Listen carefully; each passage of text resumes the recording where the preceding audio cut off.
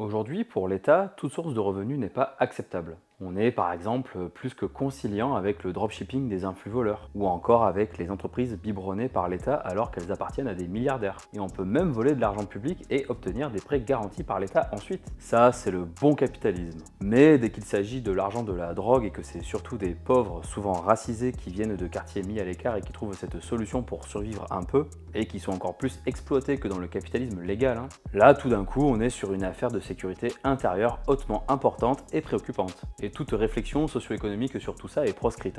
Dans la campagne anti-drogue du gouvernement, ils prennent un ton grave en disant que le blanchiment d'argent ça peut coûter très cher. Le slogan semble fonctionner comme une menace adressée à quelqu'un qui envisagerait volontairement de participer au blanchiment de l'argent de la drogue. Le commerçant est alors présenté comme complice. Il accepte des espèces produits de fausses factures, gonfle artificiellement son chiffre d'affaires ou met son entreprise à disposition d'un réseau criminel. Mais l'encart en bas raconte autre chose et dit que les commerçants se font menacer et agresser. Ici, le commerçant n'est donc plus complice, mais victime d'extorsion, d'intimidation ou d'une tentative de prise de contrôle. Lui dire que ça peut coûter très cher produit alors une forme de renversement assez malsain. La mise en scène donne l'impression que l'avertissement retombe sur le commerçant que l'encart présente pourtant comme étant une victime. Du coup, je comprends pas. Les commerçants qui font du blanchiment d'argent, c'est des méchants ou des victimes?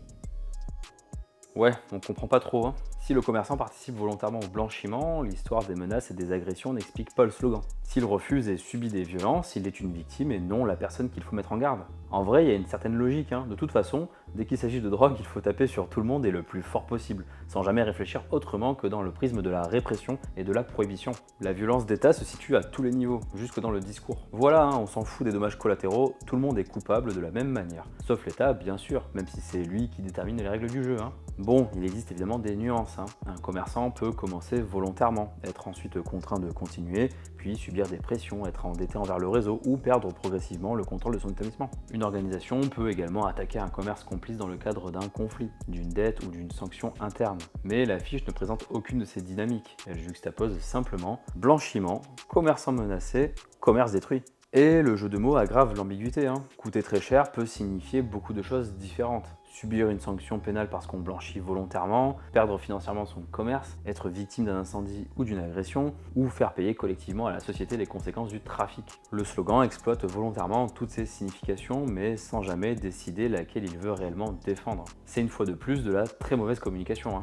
Nous, on pense plutôt qu'il faudrait un vrai débat sur le sujet des drogues, leur dépénalisation, leur légalisation, et sans rester dans le cadre très restreint de la seule question du cannabis. Bref, et si on arrêtait de payer le prix de la prohibition ?